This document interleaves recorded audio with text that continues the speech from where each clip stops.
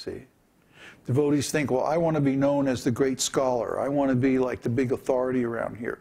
So I'll study Sanskrit and then start quoting all these shlokas and like, oh, I'll be the big cheese, you know, big cheese in the ashram. Yeah. But that's not how it works. Krishna knows. Krishna's in your heart.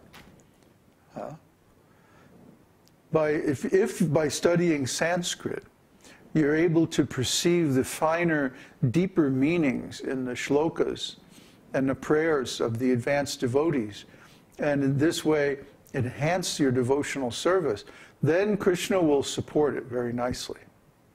But if your motive for studying Sanskrit is simply personal name and fame, power or prestige, then Krishna won't support it, and you won't be able to keep on the path. We've seen this so many times.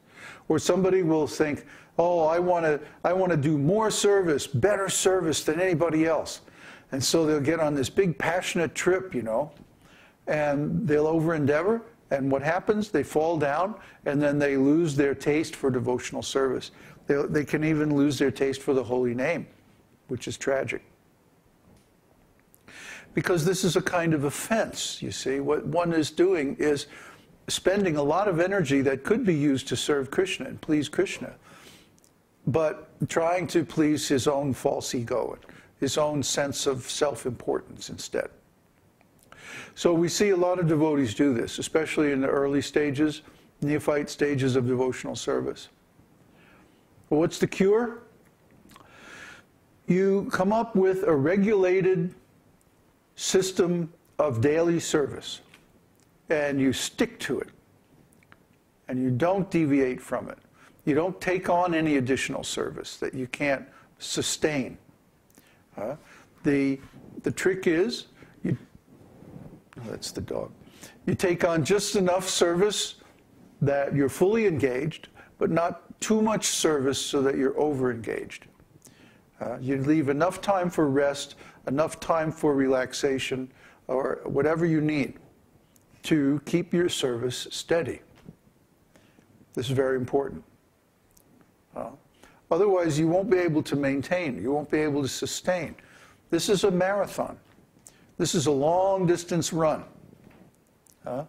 And the key, if anybody has ever done any running, the key to doing a marathon is to establish a pace and stick to it. But if your pace is too fast, you won't make it. You won't be able to get through the whole race. You'll fall. You'll have to stop and rest. And if your pace is too slow, well, then you're not really living up to your personal potential, you see. So you have to find the right pace for yourself. You know, it's nice if you can chant 64 rounds. It's wonderful if you can chant 64 rounds. But not everybody can do that. Realistically. You know, we have to be practical. We have to be realistic. And find a standard of devotional service that we can maintain. Even if it's only chanting 8 rounds a day. If that's what you can do and remain steady, then that's what you should do. Now, that said, one should also be progressive. And within that amount of service that one can perform, easily, repeatably, steadily, day after day, month after month, you should constantly strive to increase the quality of that service. You see, a little bit of service done at a very high quality is much more pleasing to Krishna than a lot of service that's just done any old way. Hurry up, slipshod, low quality. It's not the quantity of service that we do, it's the quality. Our material conditioning fixes us up or presets us to measure things, measure the value of things in terms of quantity. If I make $200,000 next year, that's better than if I make $100,000 like I did this year. So we're trained up to think like that. We're conditioned like that. But what's the use of making $200,000 a year if you're miserable? If you wear yourself out doing it, what's the point of it? You can't enjoy it. So we're saying, do the amount of service that you can do and still maintain good consciousness. And Krishna will be far more pleased than if you do lots and lots of service, but it's in terrible state of consciousness. So be careful. Another thing is practicing the scriptural rules and regulations only for the sake of following them and not for the sake of spiritual advancement. Now, why would somebody do that? Politics. I follow the rules and regulations strictly, and you don't. And so they get to, this is when there's a mood or a established standard of fundamentalism in a spiritual group. When they think, wrongly by the way, that the measure of your devotional service is simply by how well you follow the rules and regulations of the scriptures. Certainly the rules and regulations of the scriptures are important, but they're not all important. You don't get, like Srila Prabhupada one time said, this is not the International Society for Rules and Regulations. What it means is that we follow the rules and regulations, again, to our ability to perform them regularly, steadily, comfortably, to sustain them for a long period of time. If you can't do that, if you find yourself getting burned out, you have to slack off. Or it's another kind of over-endeavor. But this is really specifically what they're talking about here, or what Rupa Goswami is talking about here, is a person who is simply a devotee in a formal way, and they're not really in their heart. See, they don't really love Krishna. They're trying to one-up somebody else and show that, oh, I'm stricter than you, I can chant more rounds than you, I can follow more rules and regs.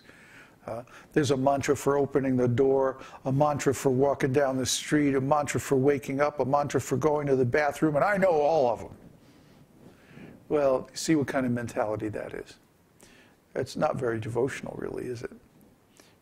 He's not coming from love. He's coming from competitiveness, wanting to put other people down, other devotees.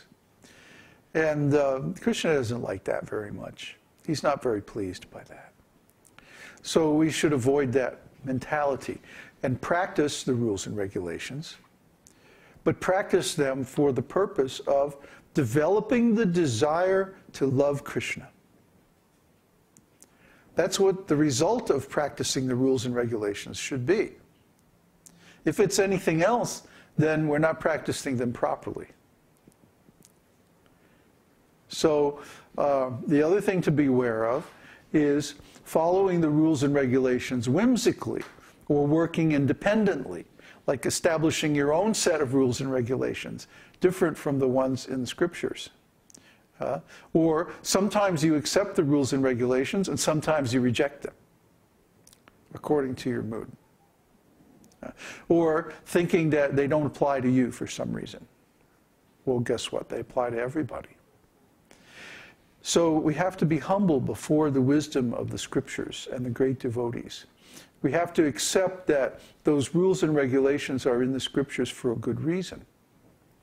Until we can show that we have reached the stage of anartha nivritti, where there's no more bad qualities, no more unwanted activities or thoughts, then we have no right to think that we are beyond the rules and regulations. Actually, even a person who has achieved anartha nivritti doesn't think like that. But they just become so occupied with their loving service, their internal service to Krishna, that they're not so strict about following so many, little rules and regulations. If you ever read Hari Bhakti Vilas, which is the official book of rules and regulations for Vaishnavas. You wouldn't believe it. I mean, there's so many rules and regulations, you know. You can't even begin, a Westerner, forget it, you know. You can't even begin to follow all those rules and regulations. You know, so it's like you have to get up at a certain hour, just when a certain muhurta begins, a certain time period, as measured by the movements of the sun and the moon, the nakshatras and the tithis and all this stuff. I mean, without a background in Vedic astronomy, you can't even figure out what time to get up in the morning. Or what time to eat, or what time to do anything. So, you know, unless you have a very strong background in Brahminical qualifications, you wouldn't be able to do even the first thing and the first rule, the first thing in the morning, you know, what to speak of the rest of the day. So this is